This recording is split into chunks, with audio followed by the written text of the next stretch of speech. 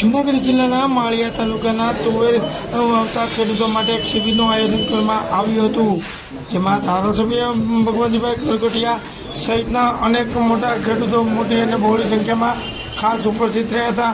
અને આ શિબિરનો કાર્યક્રમ યોજાયો હતો, જેમાં એનસીએફના દ્વારા માળિયા હાટીના તાલુકા સહિતના આજુબાજુના વિસ્તારના ખેડૂતો માટે ખાસ આયોજન કરવામાં આવ્યું હતું. આ તકે ખેડૂતોને માર્ગદર્શન આપવામાં આવ્યું હતું. તુવેર બિયારણ કીટ ફ્રીમાં આપવામાં આવી હતી.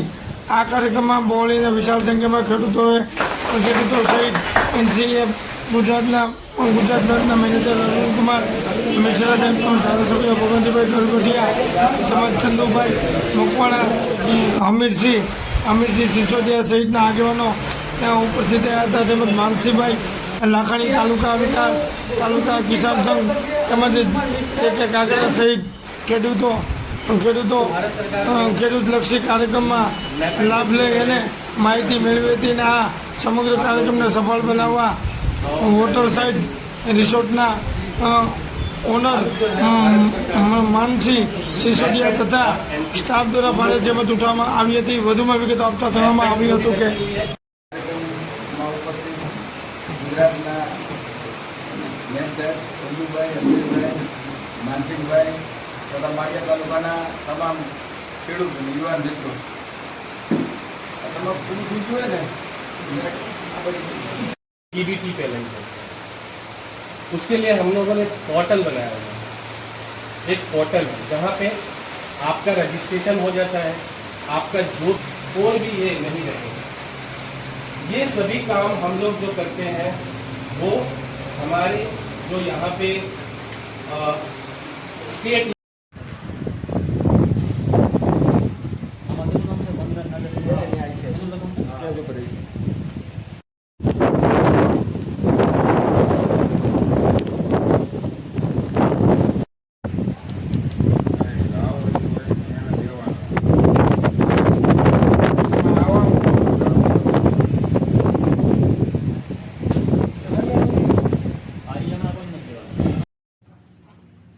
मैं Arvind Kumar Mishra, branch manager Gujarat. Actually यहाँ पे जो है, जैसा कि आपको मालूम है, कृषि जो है हमारी अर्थव्यवस्था की रीढ़ है और हमारी कड़ी मेहनत और समर्पण हमारे देश की समृद्धि के पीछे एक प्रेरक शक्ति भी है.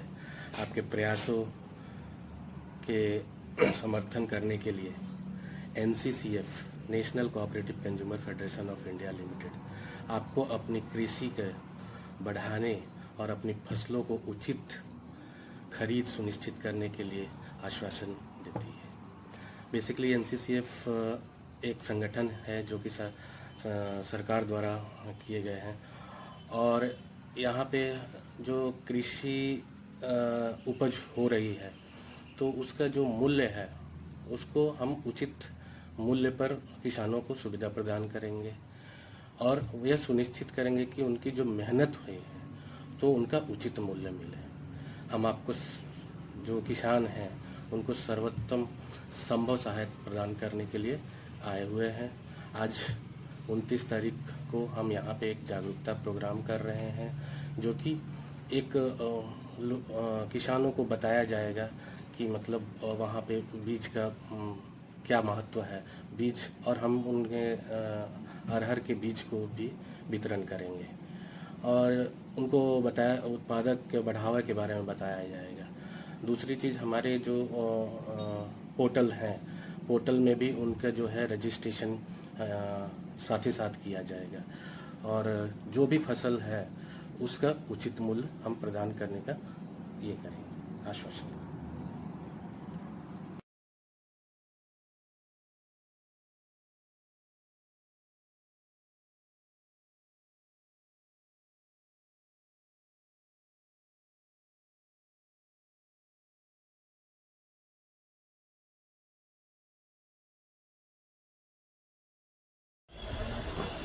હાલમાં સમગ્ર રાજ્યમાં ગેરકાનૂની નાણાં ધીરનારની ગેરકાનૂની પ્રવૃત્તિ ફૂલે ફાલી ચડી હતી, જ્યારે લોકો દ્વારા આત્મહત્યાના બનાવો વધતા રહ્યા હતા. તેને લઈને આ બનાવ અટકાવવા માટે થઈને રાજ્યના ડીજીપી વિકાસ સાહેબની સૂચના અને આદેશ અનુસાર તારીખ 21 જૂન 2024 31 જુલાઈ 2024ની વિશેષ ટાઈમનું આયોજન કરવામાં આવ્યું હતું. આ અંતર્ગત જૂનાગઢ જિલ્લામાં પણ આઈજી નીરજ ઝાંઝડિયા સાહેબ તેમજ એસપી હર્ષદ મહેતા સાહેબના માર્ગદર્શન નીચે જૂનાગઢ જિલ્લામાં ગેરકાયદેસર રીતે નાણાં ધીર કરી અને સામાન્ય પ્રજાજનો પાસેથી ધીરનારની ઊંચા વ્યાજ દર વસૂલ કરવા આ શખ્સો લાયસન્સ વિના નાણાધીરની પ્રવૃત્તિઓ કરતા શખ્સો વિરુદ્ધ કાયદેસરની કાર્યવાહી કરવામાં આવી હતી. જેમાં ગેરકાયદેસર પ્રવૃત્તિ ઉપર હાવ અંકુશ લાવવા માટે તારીખ 28/6/2024ના રોજ ખાસ ઝુંબેશનું આયોજન કરવામાં આવ્યું હતું અને નાણાધીરના પ્રવૃત્તિ કરતા શખ્સો સામે ઘણી વખત ગેરકાયદેસર રીતે નિર્દેશ અને સામાન્ય પ્રજાજનો પાસેથી ઊંચા વ્યાજ વસૂલતા હોય ને ઘણા શખ્સો વ્યાજની પઠાણી ઉઘરાણી કરતા સામાન્ય નાગરિકોને મિલકત જમીન પચાવી પડતા હોય, જેને લીધે એક સામાન્ય નાગરિક વ્યાજનો ભોગ બનતા આત્મહત્યા કરવા મજબૂર બને, જેથી કરી વ્યાજખોરોને અસામાજિક પ્રવૃત્તિ કરતા શખ્સો વિરુદ્ધ કાયદેસરની કાર્યવાહી કરવા માટે એસપી હર્ષદ મહેતા દ્વારા જિલ્લામાં થાણા અધિકારીઓ દ્વારા આ પ્રવૃત્તિઓ સાથે સંકળાયેલા શખ્સો અંગે માહિતી મેળવી ખાનગી સૂચના આપવામાં આવેલ હતી તથા પોલીસ સ્ટેશનના સર્વેલન્સ સ્ટાફ તથા ક્રાઇમ બ્રાન્ચના સ્ટાફ પાસેથી આવી પ્રવૃત્તિ સાથે સંકળાયેલા શખ્સોની ખાનગી યાદી તૈયાર કરવામાં આવી હતી. તે અનુસાર આ શખ્સો પર છેલ્લા 3 દિવસથી ક્રાઇમ બ્રાન્ચના અધિકારી અને પોલીસ અધિક્ષક ની કચેરી તરફથી મળેલ ખાનગી બાતમીના આધારે ડ્રાઈવની જવાબદારી તમામ થાણા અધિકારીઓને ક્રાઇમ અધિકારીને આપવામાં આવતા આ મારફતે એક દિવસીય ડ્રાઈવ દરમિયાન નાણાધીર પ્રવૃત્તિ કરીને કુલ 99 શખ્સોમાંથી ચેક કરી અને નાણાધીર અધિનિયમ 2011ની કલમ 40, 42A, 42D વગેરે મુજબ જિલ્લાના અલગ અલગ પોલીસ મથકો કુલ 27 ગુના દાખલ કરી ધીરધાર અંગેની સાહિત્ય કબજા કરવામાં આવેલ છે. જેમાં ડિવિઝનોમાં 3 કેસ અને 4 આરોપી, બી ડિવિઝનમાં 2 કેસ અને 7 આરોપી, સી ડિવિઝનમાં 2 કેસ અને 2 આરોપી, જૂનાગઢ તાલુકામાં 3 કેસ અને 3 આરોપી, વિસાવદરમાં 1 કેસ 1 આરોપી, મેંદરડામાં 1 કેસ 1 આરોપી, બિલખામાં 2 કેસ 2 આરોપી, કેશોદમાં 9 કેસ 9 આરોપી સહિતના સામે કાયદેસરની કાર્યવાહી હાથ ધરી હતી. આ બાબતે વધુમાં માહિતી આપતા એસપીશ્રીએ જણાવ્યું હતું કે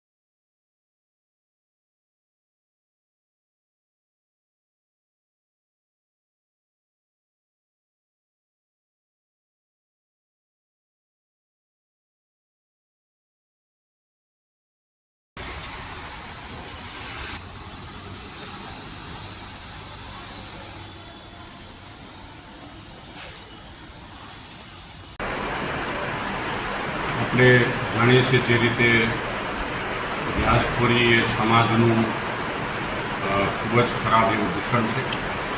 કેટલીક વાર આ વ્યાજખોરો નિર્દોષ લોકો પાસેથી 10, 15 કે 20થી 30% સુધી અલગ અલગ દરે વ્યાજ લેતા હોય છે અને એના કારણે ભોગ બનનાર છે ક્યારેક આત્મહત્યા કરવા તરફ અથવા તો એમની મિલકત પડાવી લે અથવા તેમનું જીવવું છે એ દુષ્કર થતું હોય છે.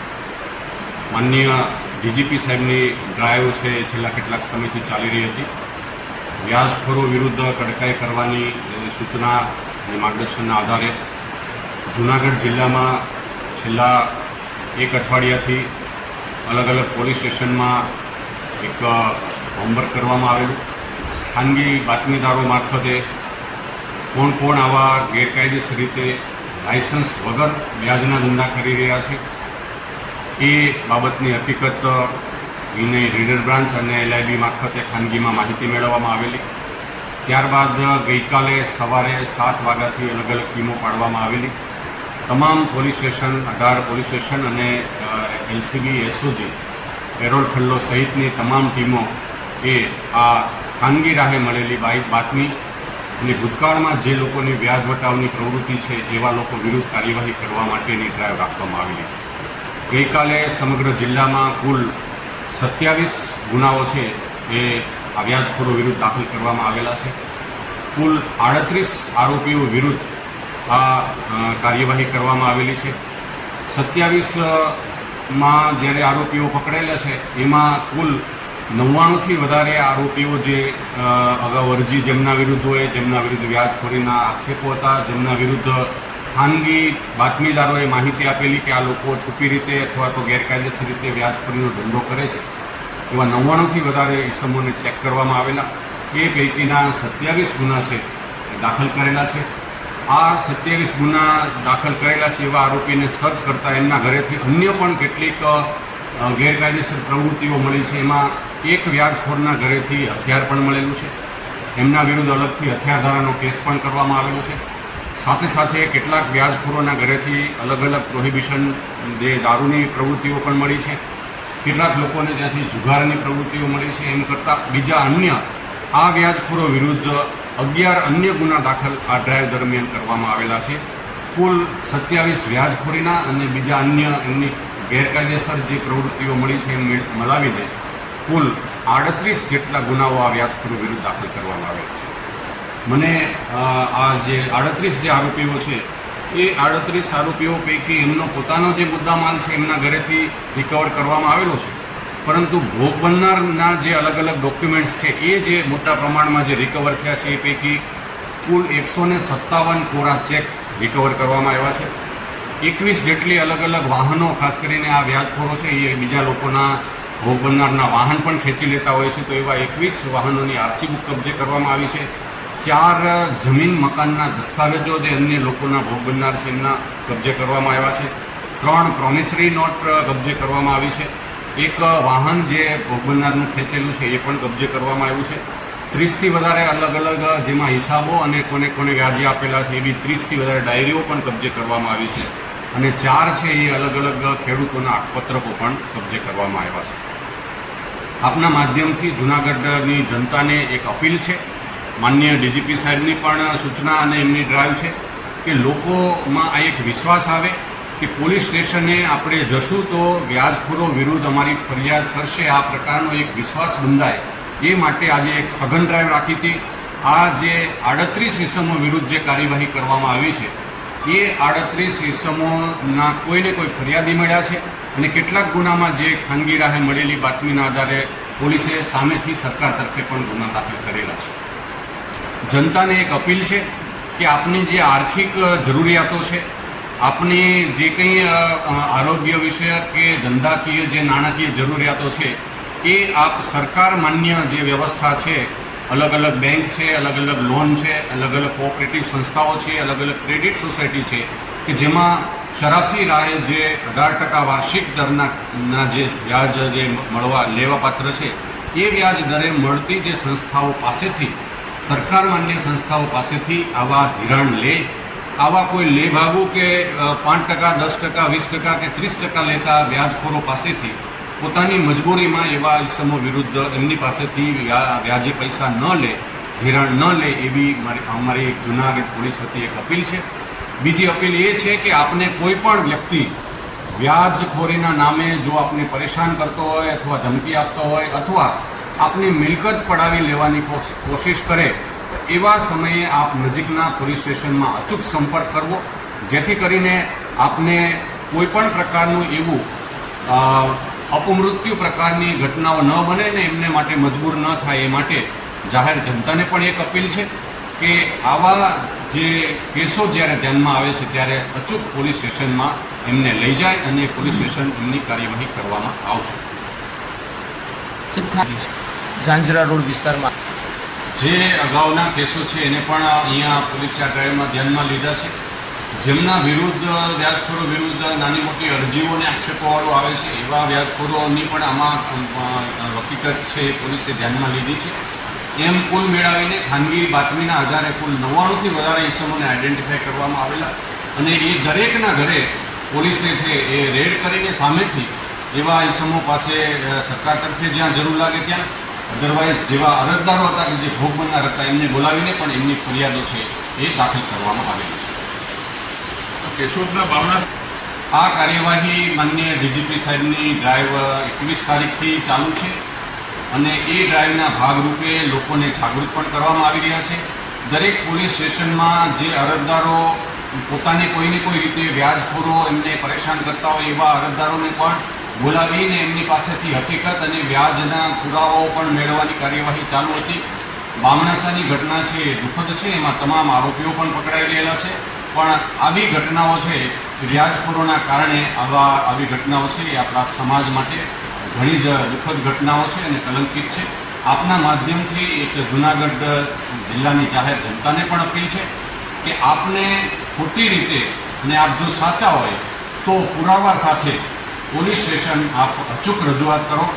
આપની રજૂઆત અંગે અવશ્ય કાર્યવાહી કરવામાં આવશે. આ જે ડ્રાઈવ છે એ એટલા માટે એક સાથે કરવામાં આવેલી છે કારણ કે લોકોને પણ એક મેસેજ પહોંચે અને એક બીજી એ બાબત પણ ધ્યાનમાં આવેલી છે કે જે લોકો શાહુકાર ધારા હેઠળ જે લાયસન્સ લે છે એવા લોકોને પણ એક અપીલ છે કે એમની જે નિયમાનુસાર શરાફી જે 18% વાર્ષિક દરે વ્યાજ લેવા પાત્ર છે એ જ વ્યાજ લે. એ સિવાય જો કોઈ પાસે પઠાણી ઉઘરાણી કે બળજબરી કરે તો એમની જે અન્ય આઈપીસી વગેરેની કલમો મારફતે પણ કડકાઈ મુજબના ગુના દાખલ કરવામાં આવશે. કેટલીક બાબત એવી પણ આ ડ્રાઈવમાં ધ્યાનમાં આવેલી છે કે ગામડાઓમાં હજુ કેટલાક લોકોને ધ્યાનમાં નથી.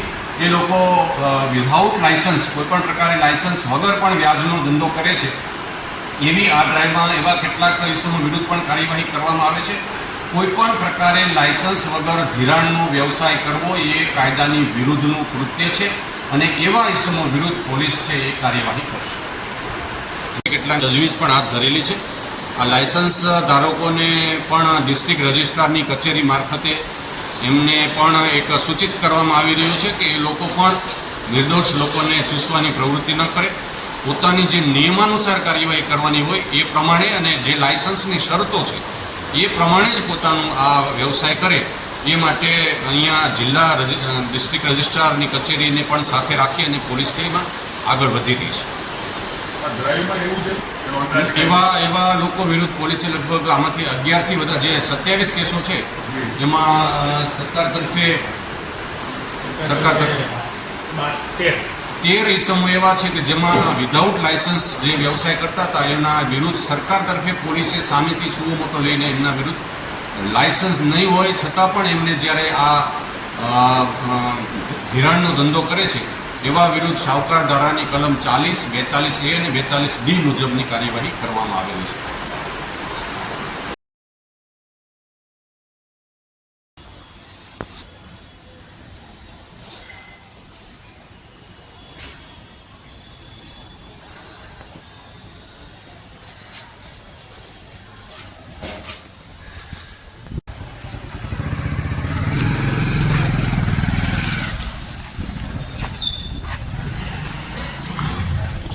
જુનાગઢ શહેરમાં છેલ્લા ઘણા સમયથી ઘણા લાંબા સમયથી જુનાગઢ શહેરમાં વિવિધ વિસ્તારોમાં ભૂગર્ભ ગટરની યોજનાના કામો ચાલી રહ્યા છે. તેને લઈને તેને લઈને જૂનાગઢમાં જ્યાં જુઓ ત્યાં આડેધડ ખાડાઓ ખોદી નાખવામાં આવ્યા છે. ત્યારે જૂનાગઢ શહેરના લોકો આ ખાડાથી કંટાળી છે અને જૂનાગઢને ખાડા ગામ ખરેખર નામ આપ્યું છે તેમાં પણ કશું ખોટું નથી.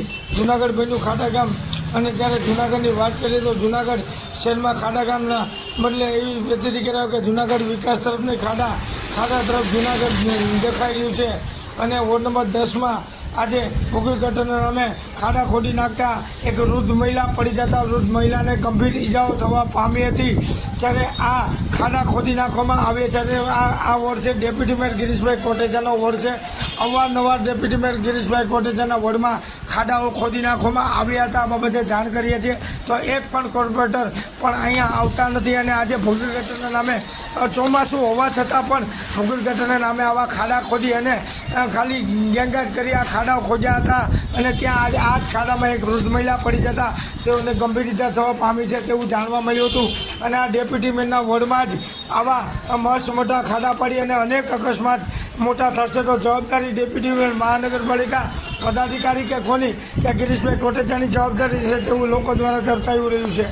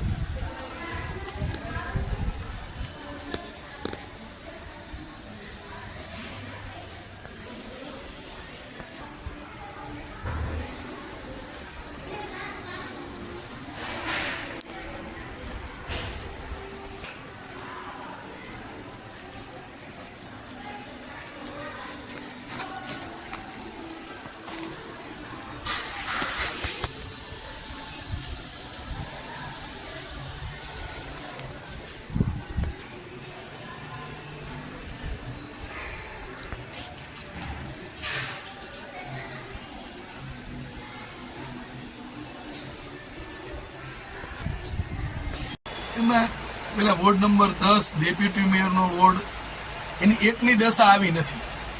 સમજી લ્યો રવિન્દ્રભાઈ, આખા જુનાગઢના દરેક વોર્ડની દશા આવી છે. આપણે જે તે કોર્પોરેટરને જે તે ધારાસભ્યને રજૂઆત કરીને કમિશનરશ્રીને કહીએ છીએ.